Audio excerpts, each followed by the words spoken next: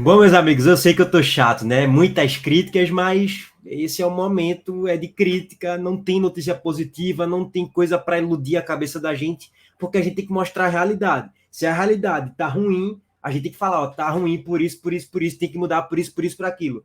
Tem soluções, eu já mostrei 500 soluções aqui em 500 vídeos, então só para deixar claro isso aqui, tá?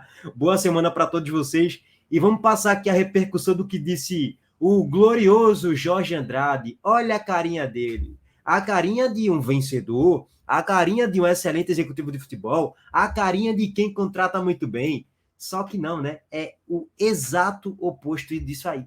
É o extremo oposto disso. É um cara que não tem cara nenhum de vencedor. Vem de péssimos trabalhos, inclusive no Santos. E eu gravei um vídeo aqui para vocês falando que foi uma péssima contratação do esporte trazer Jorge Andrade.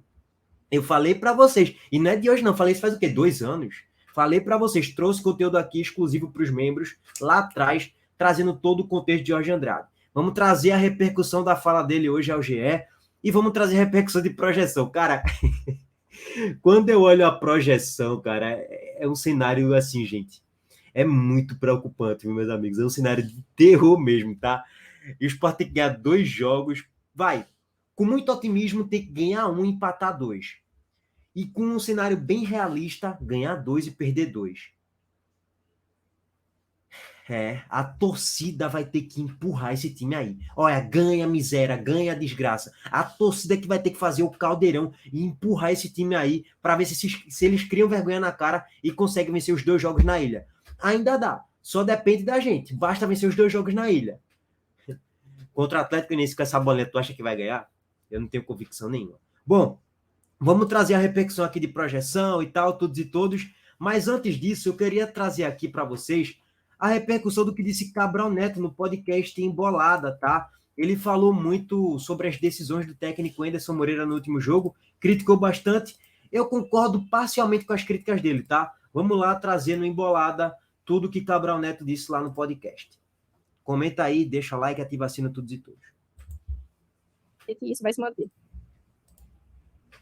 Você falou 2 pontos aí, Camila, 2 palavras, 2 expressões que eu quero trazer aqui no meu comentário, que é o seguinte: você falou do esporte Blasé, né? Eu diria que Blasé se tornou o sobrenome do esporte nessa Série B. E o outro ponto, você falou, né, que estava sendo repetitiva e tal. Quando a gente analisa um time repetitivo, não tem como a gente não ser repetitivo. Ponto. A gente vai repetir os mesmos discursos aqui dos últimos programas, das últimas análises do jogo do esporte, porque o esporte se repete a cada jogo. O esporte é, de fato, uma equipe que gira no próprio eixo de erros. As mesmas camadas de erros. Hoje, eu cheguei a dizer, antes de começar a transmissão, que a escalação do Anderson, para mim, tinha sido a melhor dos últimos jogos. Dizer que o Anderson escolheu a melhor escalação dos últimos jogos não é necessariamente um elogio. Simplesmente porque, na minha cabeça, a melhor escalação do esporte seria bem diferente dessa que entrou em campo hoje. Começando, inclusive, pelo posicionamento dos atletas. E também por peças dentro de campo. Então, esse é o primeiro ponto. Mas veja só, vamos lá. Se você, Cabral Neto, gostou da escalação do esporte, por que você esperava uma disposição tática diferente desse time aí? Alan Ruiz, Jorginho e Edinho. Diego Souza de centroavante. Os 2 volantes jogando como volante. Felipe, Fábio, Matheus. Tipo, alguém ia ter que jogar de ponta, ou Alan Ruiz ou Jorginho, sendo que nenhum dos 2 tem a característica para jogar de ponta. Como é que essa era a melhor formação possível do esporte nos últimos jogos? Era claro que não é. Sobre Felipe, Fábio, Matheus, que muitos aí estavam endeusando, tem que colocar de todo jeito Felipe, Fábio, Matheus. Fui bem enfático na live do pré-jogo, rapaziada.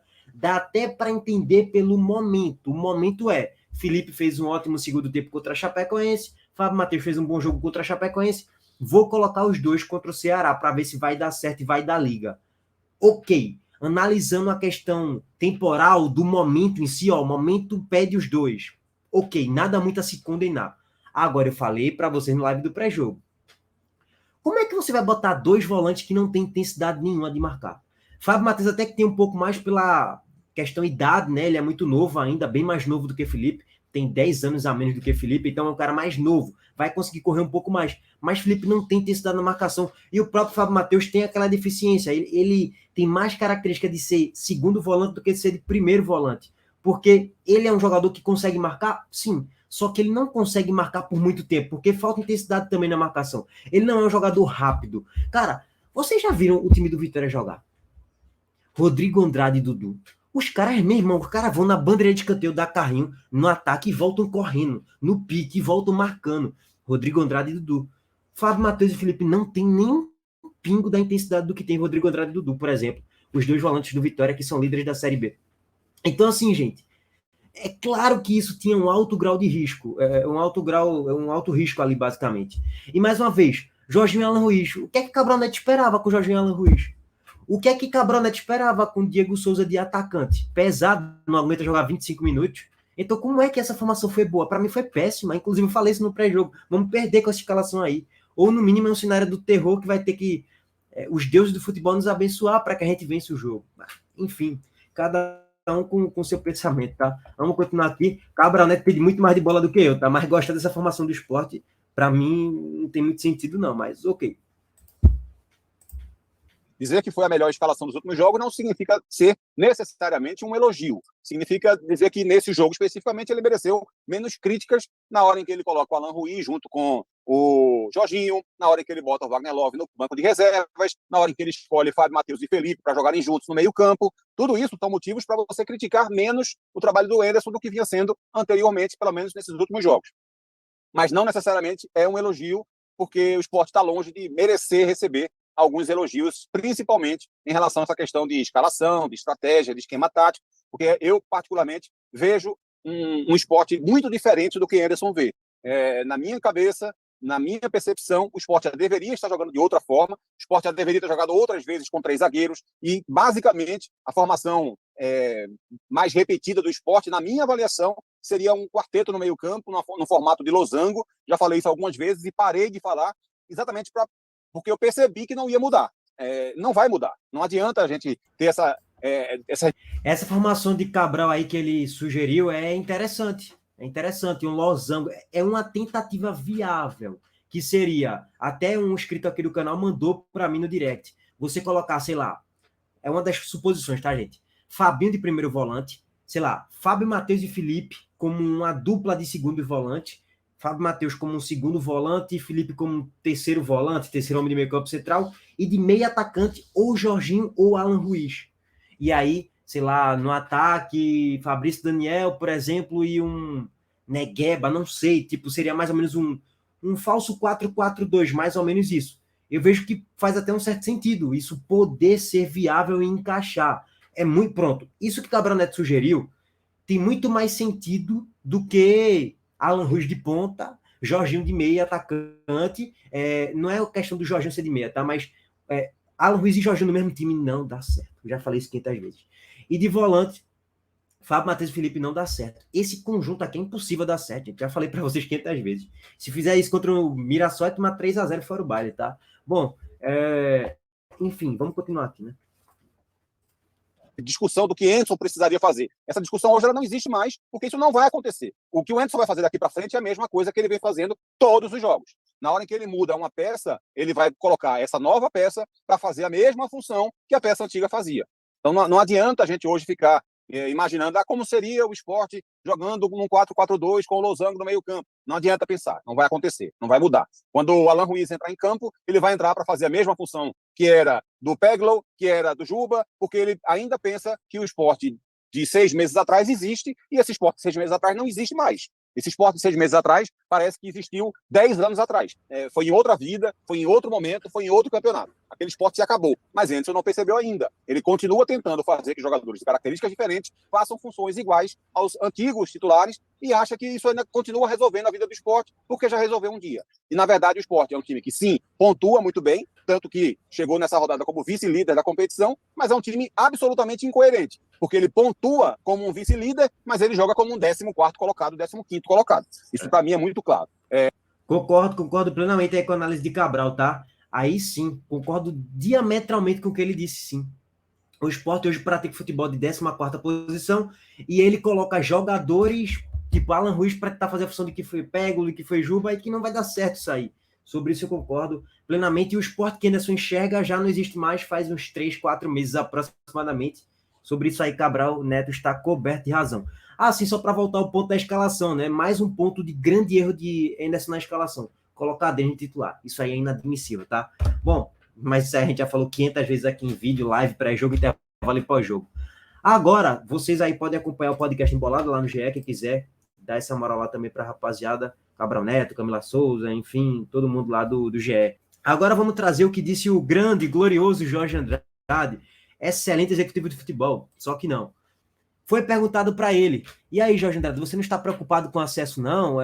Você não está preocupado, descrente? A torcida não está acreditando muito, não, irmão. Ele fala, como não acreditar no acesso? Interrogação. Especificamente para esses últimos 4 jogos, vamos reforçar o que já vem sendo feito no que se refere a treinamento e recuperação. Vixe, se for reforçar o que já vem sendo feito, vamos perder de novo. Assim como nós, o elenco já sabe que são 4 finais. Pô, isso aí ninguém é menino, né, para não saber disso. A equipe não se abateu por conta do último resultado. Imagina se abatesse, né? Complementando.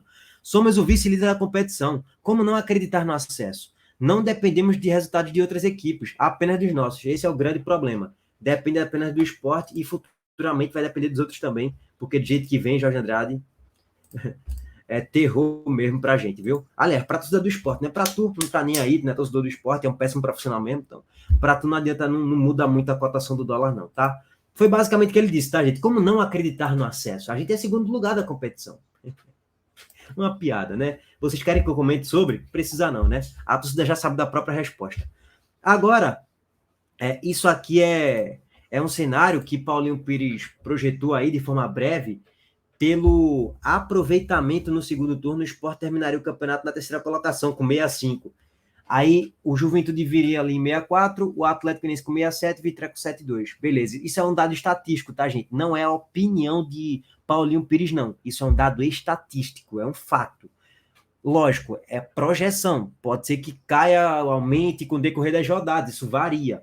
Mas só para deixar claro que pela projeção do que vem fazendo aí Criciúma, Novo Horizontino, Guarani, Mirassol, Vila Nova, CRB, o Criciúma terminaria em quinto com 61 pontos. Você acredita nisso aí? Precisa responder? Acho que também não, né? Bom, meus amigos, é tensão, meu amigo. Não tem coisa boa para falar, não. Agora, isso aqui é que me preocupa mesmo, irmão. Acesso com base no quinto colocado, que é o Juventude, com 55,9% de aproveitamento. Chegaria a 64, o Sport teria que fazer 65. 6 pontos. 2 vitórias. 2 vitórias e 2 derrotas nos próximos 4 jogos. E aí? Com essa bola, vocês acham que vai?